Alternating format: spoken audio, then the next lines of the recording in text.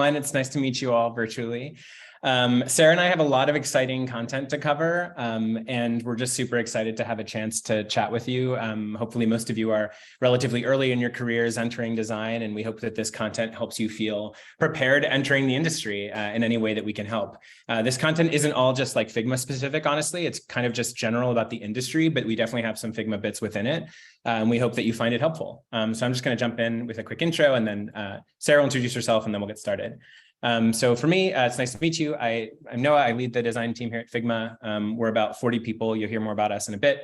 As a leader on the team, I do all kinds of stuff. This pie chart kind of shows some of it. A fun fact is I'm super into musicals and musical theater. Always was and super into it. This is my dog, Izzy. She might sometimes show up in the background. I don't know. And she's kind of more like a cat than a dog. And these are some companies I work for. Thanks. I'm Sara. I'm a design manager on the team here at Figma. I lead our teamwork pillar, which we'll learn a little bit more about later. My fun fact is I've never been a designer. I started my career as a copywriter, UX writer, and I moved into product design management later. So I'm still very bad at some things in Figma, which is humbling on a daily basis. I previously was at Slack for a long time and Coursera before that. And this is my one-year-old puppy Pretzel, who's very excited about our Christmas tree. Well, I can't believe Pretzel's won already. Oh, that's a good photo. We wanted to start this off by giving you a kind of a landscape picture of the design industry and the kind of the tech industry in general, in the hopes that this gives you a bit to think about if you're entering it and you're wondering, what should I think about? What kind of companies should I talk to? And so on. There's a lot of content on this. We'll kind of share the recording, later, so you can capture some of it. You're also welcome to, of course, take screenshots or whatever's helpful, but I'm not going to go over every single detail. But in the gist of it is, there are these lots of different ways you can slice a company and look at it, right? There's like size, culture, all kinds of things. And so we'll kind of go over a few different aspects. The first one here is kind of around company size, and thus also maybe your design team size, which can really vary, right? And you could be freelancing and doing contracting work where there's maybe just one or a few of you. You could be at an agency where you're working for all kinds of companies doing design work for them. You could be at small startups that are just getting started, or maybe more mid-level startups. That's kind of like where maybe, mid-sized startups, that's kind of where Figma is today. Or like larger enterprises, or like kind of the big five, or whatever you'd want to call it. And I don't think there's really a wrong answer for where to start. I think that you can have a great experience at any of these companies, and they just offer different kinds of things. And so these are sort of some notes about them, right? If you're at an agency, what's nice is you get to explore a lot of different industries and domains at once. If you're at a small startup, it's kind of fun that you can do almost a bit of everything, from like marketing design work to product design work to, you're not maybe just wearing one hat, you might be wearing a few. In the large companies, you might be in a really specialized area, so you get super deep knowledge of something. And so maybe you're not spread across a ton of different projects, but you get to go really deep, which is kind of nice as well. And maybe the mid-size is a bit of both, where you could be doing a few things or a few projects, but also you're getting a little bit more resources and mentorship along the way. Again, no matter which journey you take, I couldn't say that any of these is better than another. I honestly just think you're going to get different experiences from them.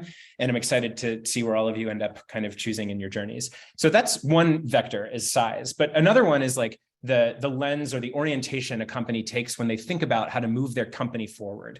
And again, here, I actually wouldn't say that all companies should be design-led or marketing-led. I actually think that there are different industries and different types of projects that benefit from different types of leadership.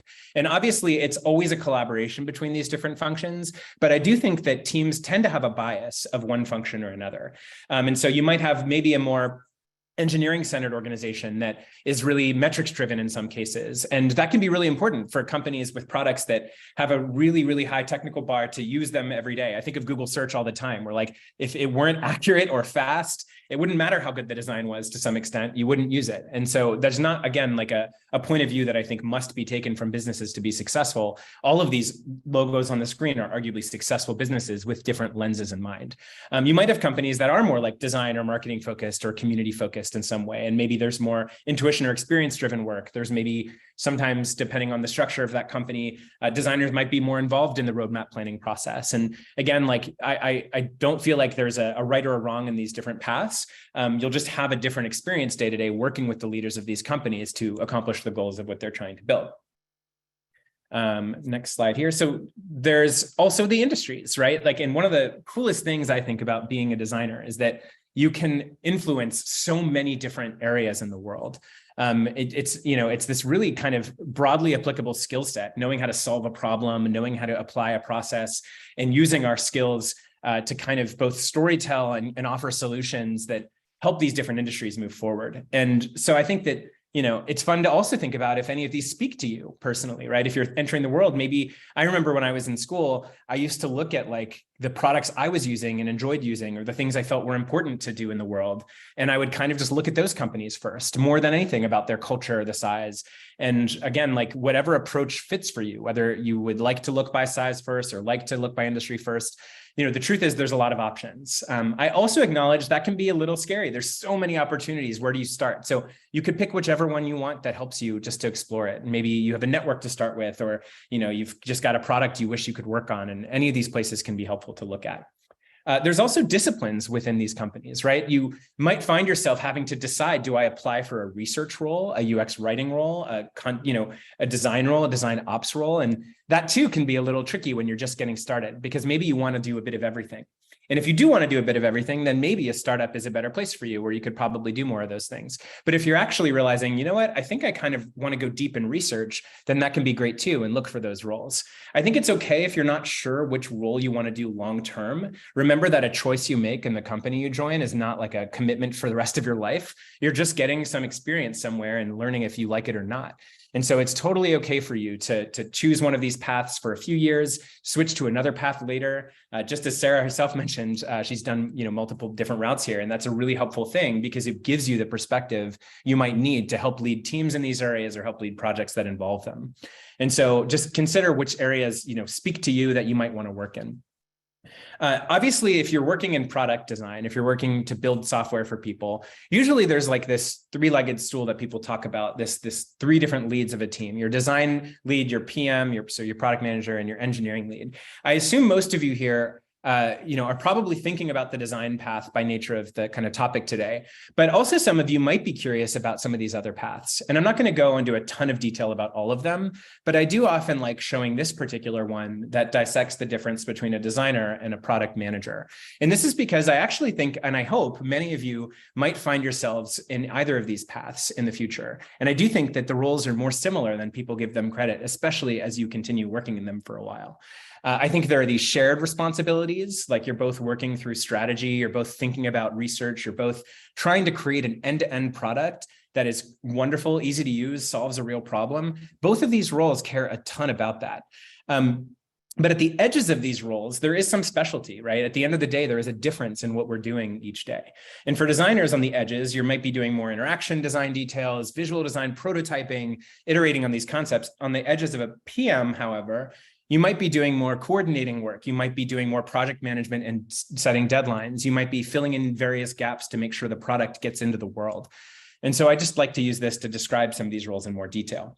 So just to summarize that section, there are a lot of different lenses you could look at to consider a company. There's the size of that company, the cultural sway and its orientation there, the domain depth and the craft depth. And maybe this is just something to think about when you're looking at which job you might want to apply for or work in, is almost like going through here and being like, I think I want this kind of company, of this type of culture, of this type of industry. But it's okay if you don't know that yet. It's just nice to be able to start thinking about what speaks to you and why.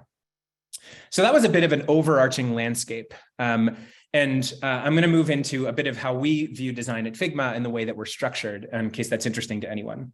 Hopefully, most of you are somewhat aware of us already. We build a series of tools, Figma, FigJam, that help people to collaborate visually. And ultimately, we hope that we make design more accessible to all in the process, and make it easier for anyone to contribute to the process and make design better. Our design team has grown a lot over the years. I joined Figma 5 years ago, and so it's been quite a ride to see us grow. We're actually almost at 40 designers now across the team, and mostly we're remote. We do have like a higher concentration in San Francisco, but we do have a lot of people in New York, and we have one person in London and one person in Sweden, but otherwise we're primarily in the US. But we did finally get together very recently, a few weeks ago, in person in our San Francisco office to basically have an offsite to work on a bunch of different things to get to know each other better and so on, as our team has grown so much over the years. As for how we're structured, there are kind of these 5 core areas. And I'll walk through each one, and you can get a sense for what each of these teams focus on. And as you can see, they're not super big teams. They're roughly 6 people per team that focus on the things that you use every day at Figma. So the first team, the horizontals team, focuses on a few areas. It's our design system. It's kind of a little meta to think that Figma has a design system that then influences the design of things that are being built for other people designing things. But you can get the gist that it's something we still need to make sure we're consistent in the way that we approach the product itself. Also in that team is the native team, because there's a similar notion of how do you think horizontally across our products. Our tablet and our mobile app and our desktop app as well have to picture every single different surface that Figma offers and offer solutions to them in those contexts. Then there's the editor team, and this is probably the one that you're most familiar with if you've been using Figma for a while. This is sort of the nuts and bolts of designing Figma inside of this product. It has all the basics of just editing tools would need, but it also has production design needs, things like design systems and prototyping and developer handoff, things that allow people to work more collaboratively while building software. There's then FigJam, which is somewhat newer. We launched it, I think, a year and a half or so ago, and it's grown really quickly as our primary whiteboarding tool. It's a really wonderful way to brainstorm with your team and have meetings that really stay more organized and visual together. It's super fun. It's a small team that thinks a lot about how do we make meetings productive, but also how do we help people create basic visuals in a really simple and approachable way. Interestingly, the design approach we would take to FigJam is often sometimes different given its broader audience than it might be for something like Figma, the editor tool. The teamwork team, which is the team that Sara leads, focuses on a few different areas. They focus on sort of like the front door of Figma, like this kind of homepage where you'd be searching for work and finding work and discovering it. It also focuses on things like comments and features that are kind of at this collaborative layer that exists both in Figma and in FigJam, things that you would kind of need no matter what product you were using that should exist in both places. And they also work on things like our admin tools for editor license management so that companies can manage their users across whoever they have in those places, as well as the workspaces that best organize the work. Then finally, we have the growth team. And the growth team focuses on 2 primary areas: community, which is kind of, if you haven't used it, it's a wonderful place to find all kinds of resources, files, plugins, widgets, and also a bunch of things that help us with onboarding. So finding new people to start to use Figma and learn how to use it properly and to navigate their way through the different plans that we offer. And so those are the kind of 5 core teams that exist.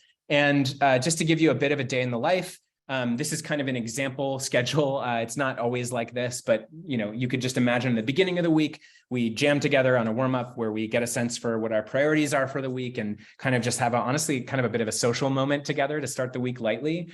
You might have a team stand up. You might be doing some user research with your partnered researcher. You might be jamming with your core PM and engineer.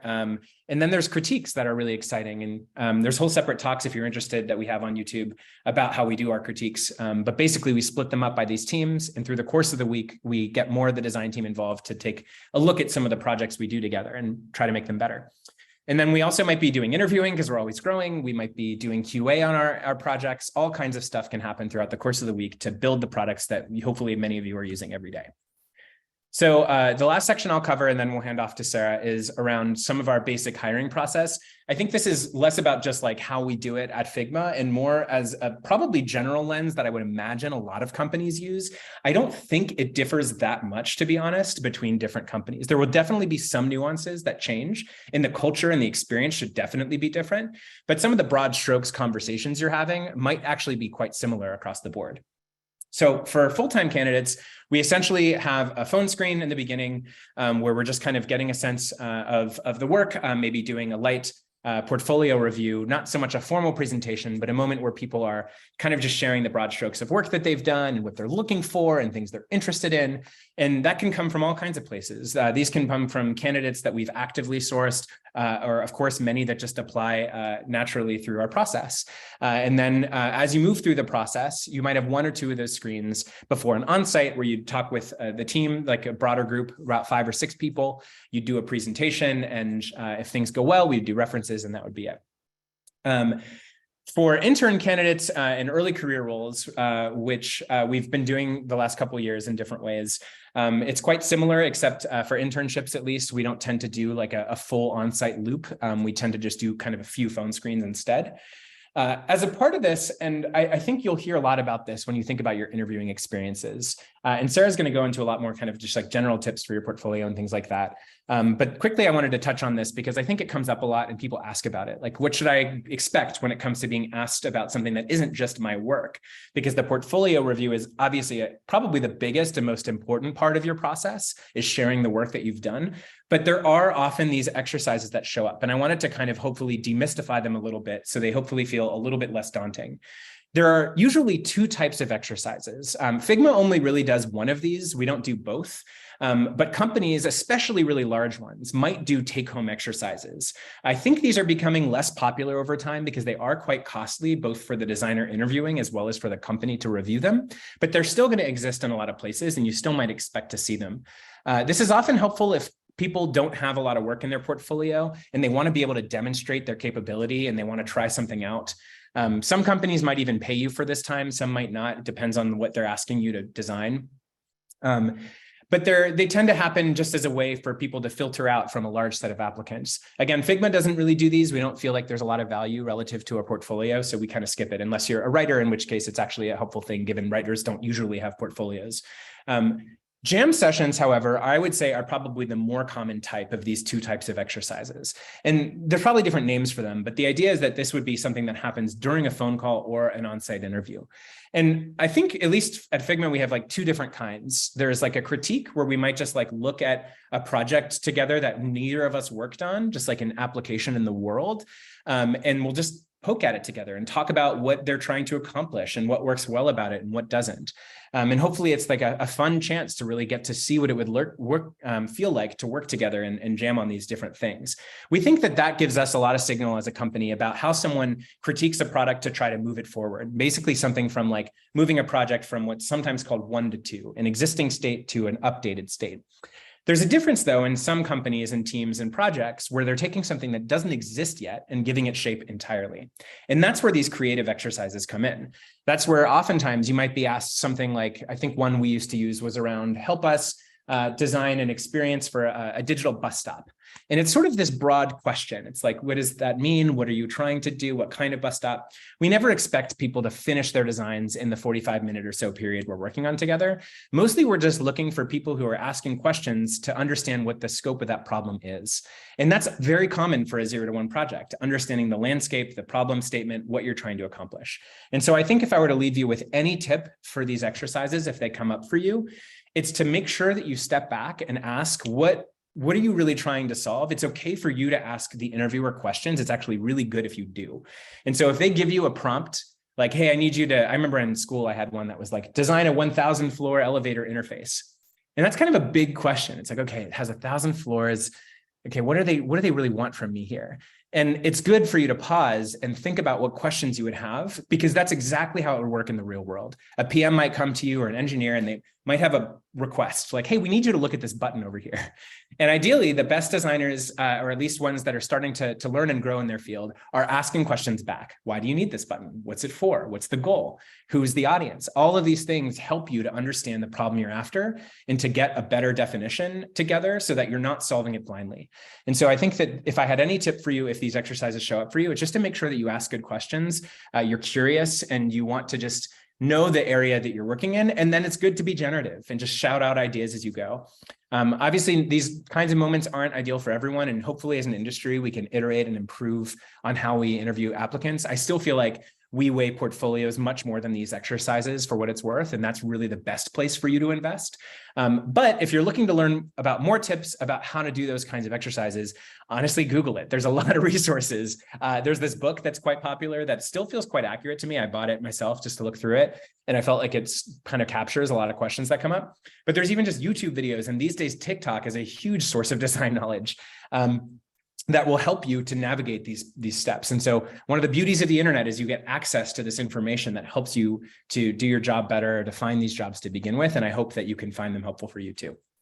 So that's all for me. And I'm going to hand it off to Sara, who's going to talk about portfolio tips and more. Perfect. Let's talk about portfolios. Just making sure you're following me, Noah. Yes. Okay, great. So portfolios, as Noah said, a super important part of the interview process and your first kind of foot in the door, first impression. So what makes a good portfolio?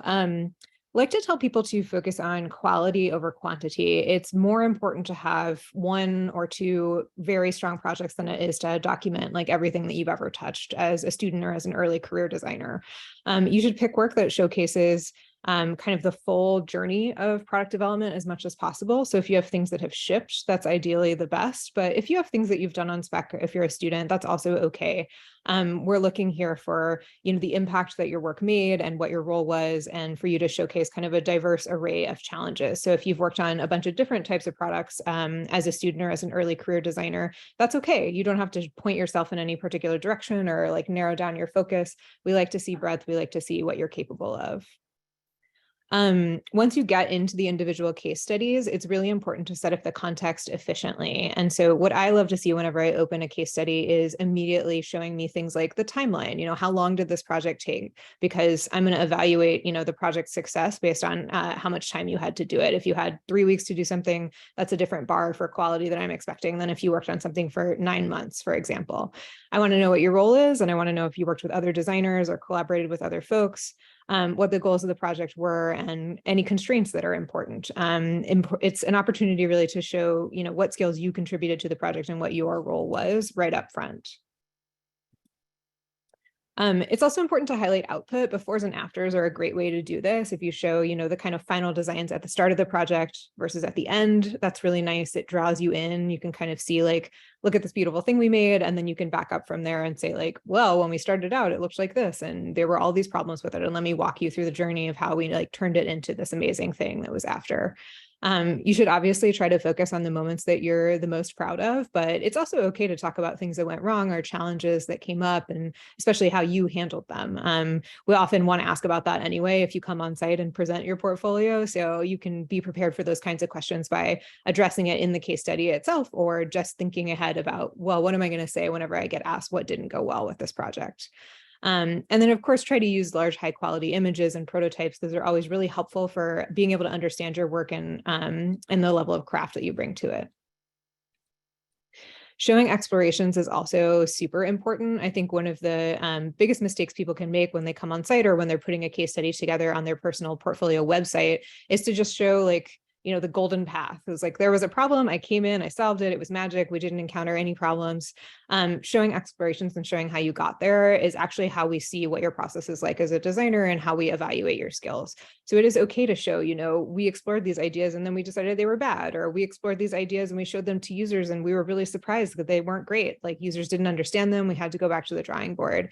Every product development cycle is like that. And so we don't want to see, the kind of like polished up, only the highlights version. We actually want to see how it really happened and how you kind of shepherded the work through the process. And try to make it easy to read and navigate, obviously. Thinking of your portfolio as like a design project in and of itself can be really helpful, but having scannable headlines, super helpful. Bullet points are nice. Succinct, approachable writing is great. Lots of visuals are also obviously really nice. Maybe you have a friend who is also, interviewing, who might be willing to swap feedback with you on case studies. I think another way to identify ways to improve your writing is to read it out loud to yourself and kind of try to capture moments where you're like, I think I could cut that sentence, or I think I could be more concise here. And then finally, this is kind of a pyramid of things to think about when you're creating maybe any artifact, but particularly when you're thinking about writing something. If you think about this like the food pyramid, the foundation that you have is clarity. You want your work to be clear overall, but then you also want it to be concise, but not at the expense of clarity. You want it to be helpful, but not at the expense of being concise. And then you want your personality to shine through a bit, but you don't want that to be bigger than anything else here. So you really want to focus on, okay, how can I like most clearly explain the work and my role in it, and then do that in as few words as possible, and kind of go up the hierarchy from there.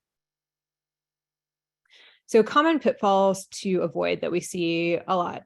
Lack of prototypes, especially if you're trying to talk about work that's heavily interactive. Static mocks can be really easy to misunderstand, or just like not not convey, the impact of your work or the quality of your work. So prototypes can be really helpful. They show craft and attention to detail. And they also help us get a sense of how you're going to present your work once you're in a role. Because as you know, one thing designers do all the time is present their work in crits or in reviews. And they need to be able to convey their ideas really successfully. And prototypes are often a great tool for that. Thinking about using GIFs and video for scannability can be really helpful here, but I'm sure you all have like your favorite tools for creating these types of artifacts. Lack of focus is another one, no clear before or after, sort of starting at the beginning of a project and meandering and not being sure like what the outcomes were or what success was. Complex diagrams or kind of flowcharts are another common pitfall. These are really interesting. It's like an important part of some really complex projects is being able to like diagram out the system and understand how things depend on other elements. But if your portfolio is looking very heavy with these kinds of artifacts, you may want to think about bringing in more UI, more examples of like the actual visual and interaction craft that that most product design roles are looking for. And anything that's tough to read is a little, think about, again, showing this to someone who might be able to give you candid feedback and let you know, like, hey, this is confusing, or like, I just don't understand what you're talking about here, or what this visual that you've inserted is intended to convey. Too much process is a really common one too, especially for early career folks. We see a lot of like focus on these UX artifacts like personas, focus on research instead of design, too much focus on lo-fi and skipping out on the hi-fi. So we really want to see, the actual craft that's gone into the work and the explorations, like I talked about a few slides before, and the actual design impact. That's much more important to us than process. So if your portfolio is, like 80% process and 20% here's the final results, that's probably too weighted in the process camp. We much more want to see like 80% design work and 20% process. We're curious about your process, but it's not the same thing as the results. And then finally, work that's like only conceptual. This can be tricky, if your early career, maybe you haven't had that many opportunities to ship things and it seems like, oh, I could redesign, a major app and like show my visual craft or show my interaction craft. I'm going to like take Twitter or take Uber or take some like really well-known app and kind of redesign it and show like what I would do. And that can be an interesting way to get a sense of someone's like visual chops, but it's not going to be enough, usually to get you to an offer stage, because it doesn't show like realistic product development. There's always constraints, especially with mature products. Making changes to them is really difficult. And we're much more interested in seeing like examples of smaller things that have shipped alongside this work than we are just, work that's done on spec. So some examples of great portfolios. Again, we're going to send out this link later. These are a few folks who have spent time with us on the team. These links you can click and go explore these portfolios, but we think they're particularly good examples of how to make use of the tips that we've included here. And there's some common questions that we get about interviewing at Figma and portfolios that we thought we would include and address here. What does Figma look for? We have a particularly high emphasis on visual impact and craft here, given our audience and given just our bar for quality. We do look for people who spike in visual and interaction craft.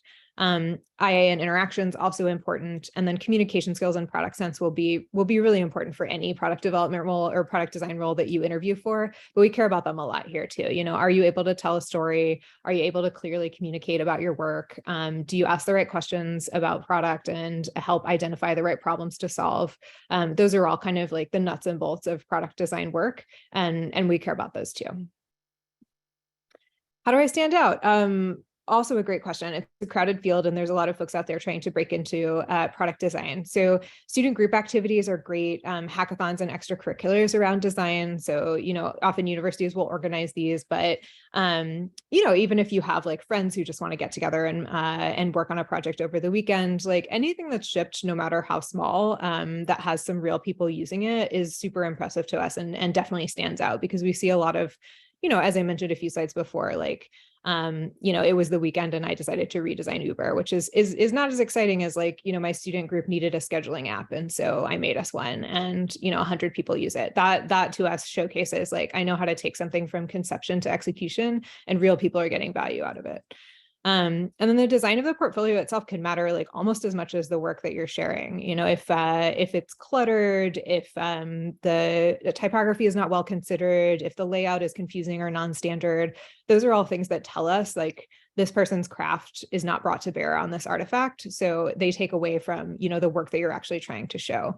That doesn't mean that your portfolio has to be super snazzy and have a bunch of animations and show like all the coolest branding ever. Like it can be very plain and sort of not use color very much at all and let your work be in the middle, but it should be clear and elegant and function really well.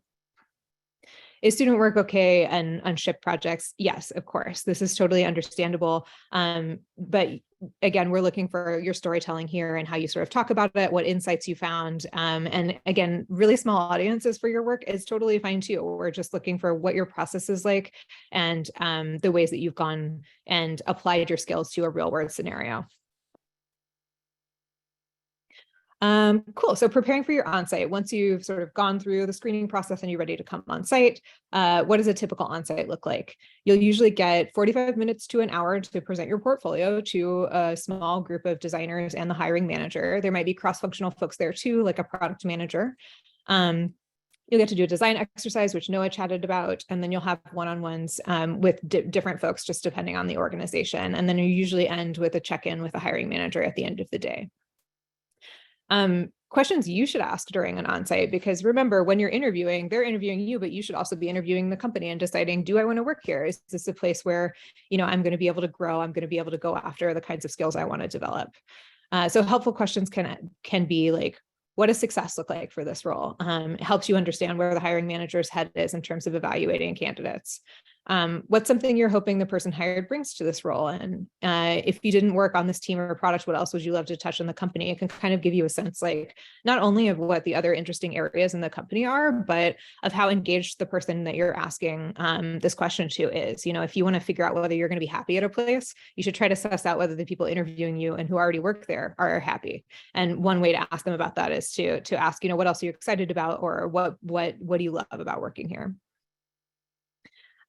Questions asked fellow designers, you know, you can ask about collaboration. How often do you work across teams? You know, are there rituals in place to support that? Because it's helpful to understand, like, am I going to be in this silo, you know, where I'm just talking to my manager, I'm just talking to my PM, or is there a community of designers here that I'm going to be able to learn from?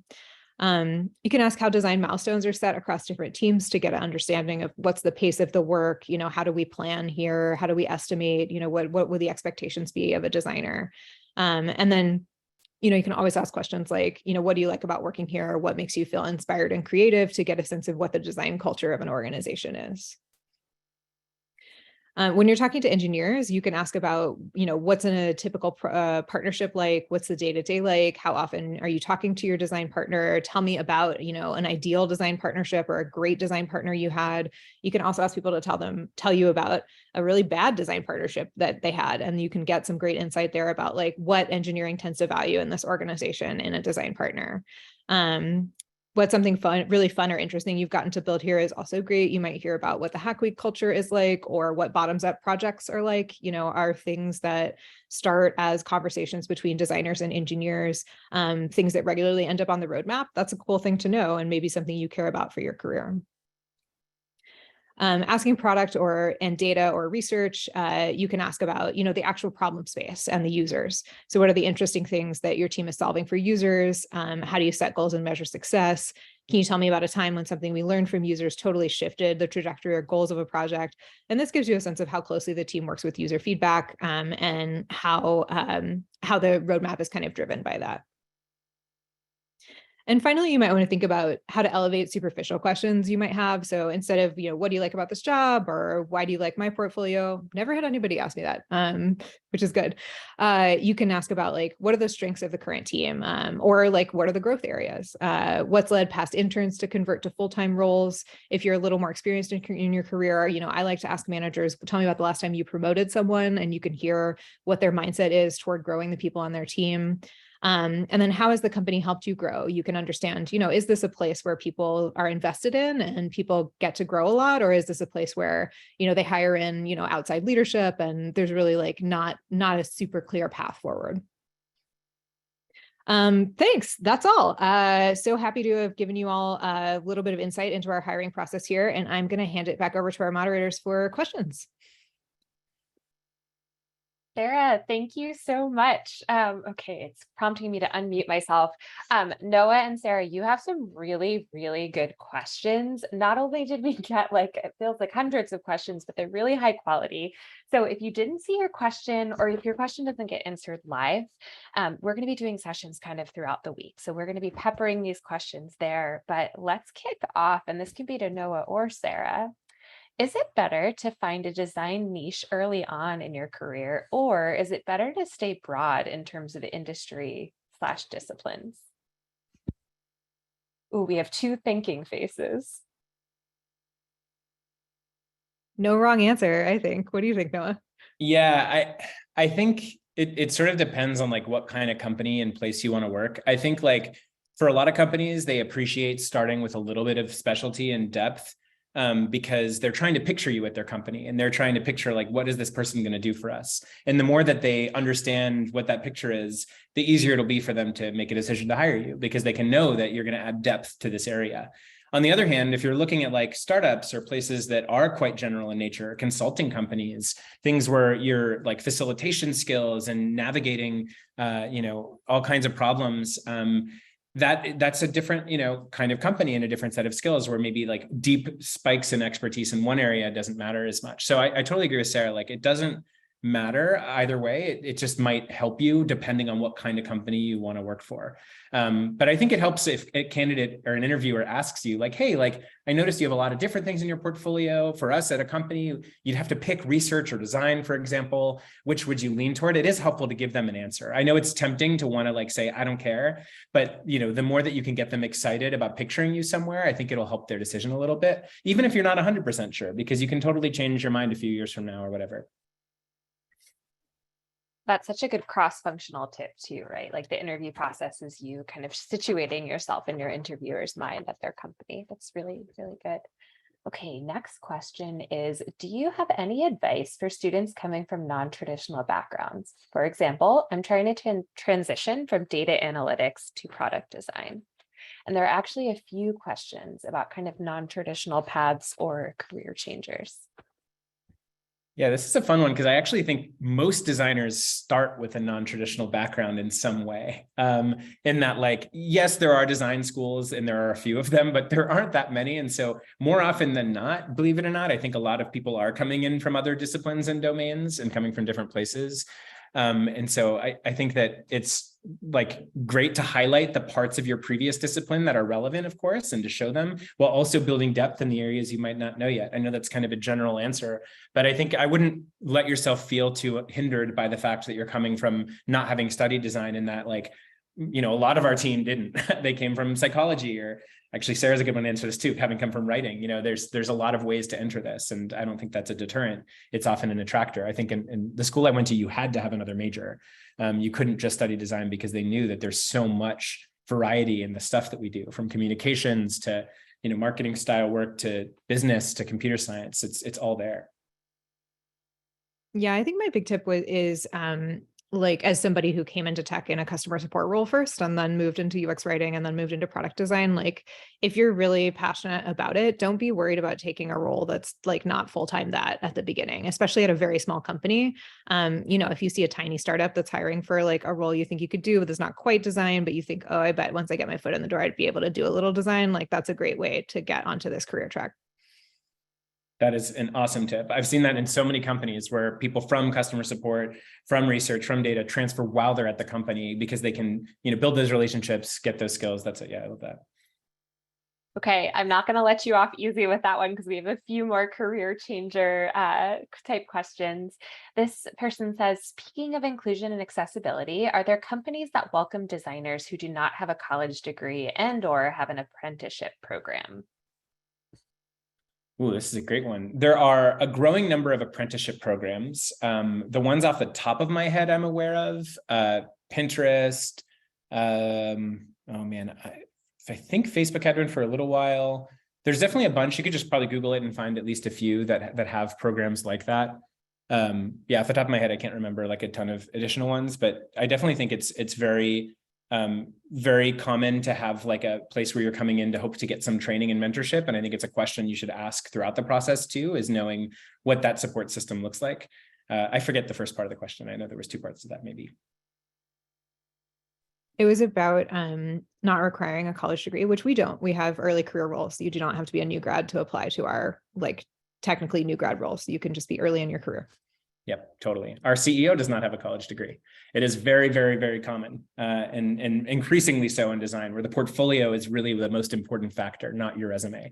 Honestly, I don't even look at resumes. I look at the portfolio that's there. And if I see a resume, the first thing I ask to a recruiter or to the person who sent it was, where's the portfolio? Because I don't so much care exactly what school you went to, honestly. I just care about how your work exists and how to demonstrate that first. There are certainly companies that will require one, but I actually would think in tech it's becoming less and less common. That's really good intel. Okay, we have time for probably 2 to 3 more questions. The next question is, what surprised you about the UX field when you first started your job or in the field?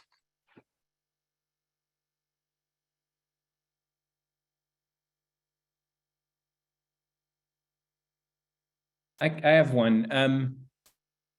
I went to a school where we learned a lot of process. And it was actually, I think, really helpful to learn about how to study and diagram different processes that companies have. And you'd kind of get these projects where for 6 months or a year, you would do a lot of research. And it was quite academic. You would try to just learn and learn and learn, which is maybe the point of a lot of institutions anyway.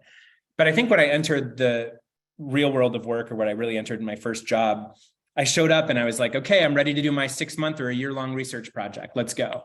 And they'd be like, like actually we need to ship this in a month. And we're not going to do that.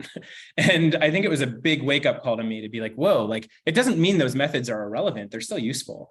But I think that it's surprising how messy, scrappy, and organic the process of making things really is. And it's not so linear. It's not so sequential. You're not doing like every possible design activity. Sometimes work gets created from that deep research, which is wonderful. Sometimes it is created from a napkin sketch. Sometimes it's from a customer who asks for a feature that's quite like descriptive and helpful. Like there's so many inputs to what we do and make. And there's not one. I wish there were a golden process. I think I liked that language from Sara, like a perfect journey. And unfortunately, it's not. I haven't experienced that, at least yet, at any company where there's like, when someone asks me, oh, what's Figma's design process? Like I can explain a little bit. I can give them like a double diamond and talk about it. But the truth is, like every project is a little different, and it's hard to feel like, yeah, okay, it's always going to be like this. That said, when you're new to a job, I think it's okay to employ a strict process at first. I think that's not a bad thing. It's just be mindful of the requirements you're given and the deadlines you're given. And you may not always have the resources to say, I need 2 extra months from what you're telling me. Sometimes you have to actually like follow the requirements that you have and do the best you can within them.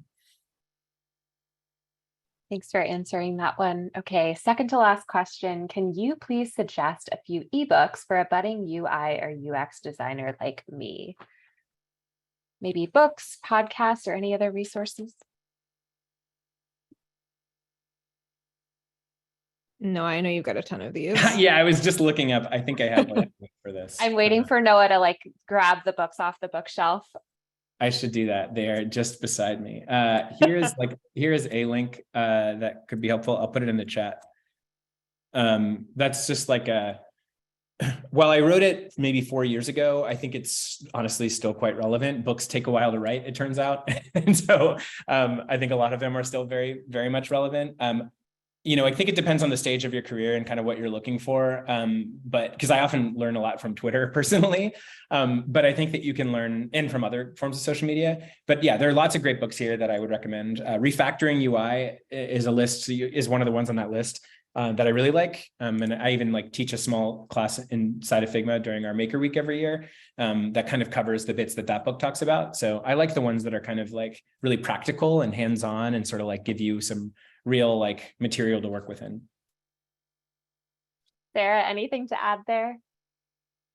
No, sadly, I don't do nearly as much reading about this as I should. Don't Make Me Think is always great, though. I think everybody knows that one, but it's a classic for a reason. Yeah, it's a great one. Those are really good recommendations. Okay, we're going to wrap up with one last question. Let's talk a little bit more about portfolios because we got quite a few questions there. This question asks, how do portfolios differ for different roles? For example, a UX researcher versus a product designer.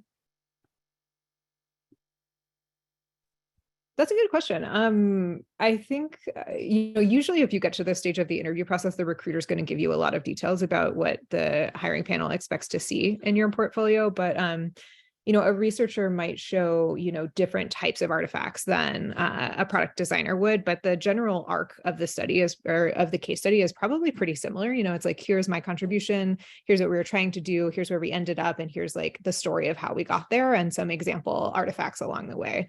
Noah, what would you say?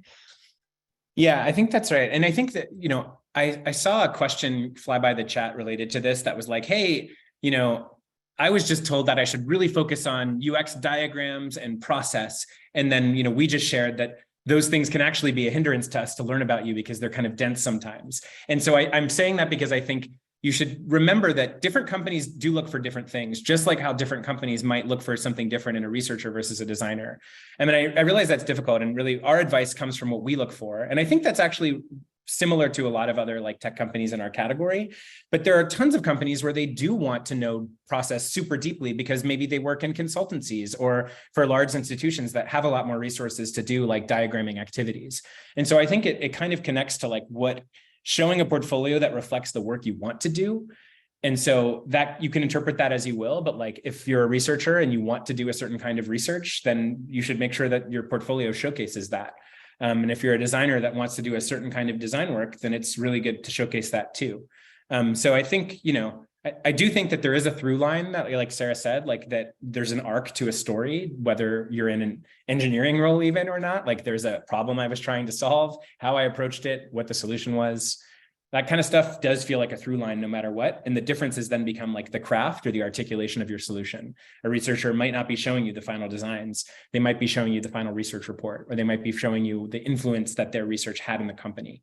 So I think it's just like, match your interests to what you're showing and do the best you can to make sure that that's clear.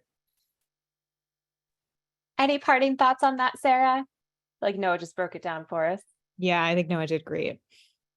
Awesome. Okay, we're going to stop there, even though there's so many questions still left unanswered. It makes me really, really happy to know that there's more live streams in this series because we're going to keep talking about portfolios. We're going to keep talking about what the hiring process looks like, how to make yourself stand out. So thank you so much to Noah and Izzy and Sara and Pretzel for staying on with us today and sharing so much of your wisdom.